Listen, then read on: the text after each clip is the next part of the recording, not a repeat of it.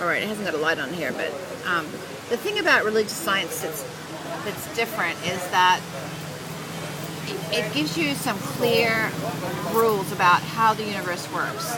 And if you do this, then that will result. It's all about cause and effect. It's understanding that the invisible laws of the universe are exactly the same as the physical laws. I mean, we understand the laws of electricity.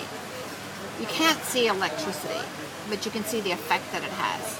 You cannot see the law of cause and effect in the invisible, but you can see the effect that it has. And one of the things that's really different is that there's a time difference between when the cause happens and when the effect happens. Like, for example, in the early days, in the days of like animism, or a long time ago, say in caveman days, people did not see the relationship between having sex and a child being produced 9 months later. There was too long of a time difference. They didn't know that this activity created this result. But now we know that really clearly. Now, sometimes the time lapse between when we're thinking and creating something and when that result is manifested is so long we don't see the connection. But the more conscious you become, the more that time difference narrows, and you can almost see. I've noticed that since I've been in Science of Mind, in the beginning I was, trying to change my thinking. They say change your thinking, change your life. That if you change the thoughts that you think, then your life will be different. So in the beginning, it was kind of slow, and there was kind of a time difference. But the more I went on, the more I became conscious of my thinking, and I did a lot of classes, and doing the classes is really important, and really keeping that in the forefront of your mind.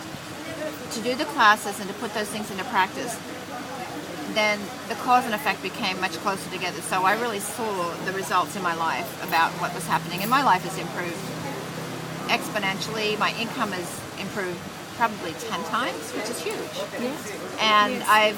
my life now is the best it's ever been. I've never been happier. I'm doing more of what I want.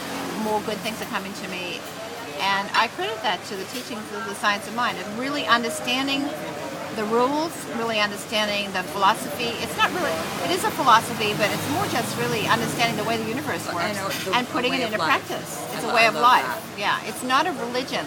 You don't have to believe something. All you have to do is know the rule, follow the rule, and find whatever that happens, place happens, of freedom, Yeah. of absolute freedom in one's own thinking, to where you can relate to the infinite, to wholeness, rather than some idea that we've been brought up with of more limited ideas. So it's more about expanding the mind.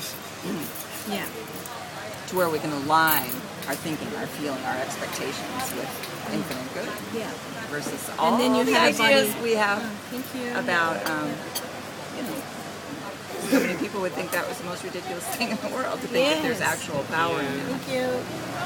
Versus it happens out there and we're at the effect of it. Right. And so how do we find out about these things? I mean, if somebody's listening to this YouTube thing, how do they find out about what these rules are, what they do?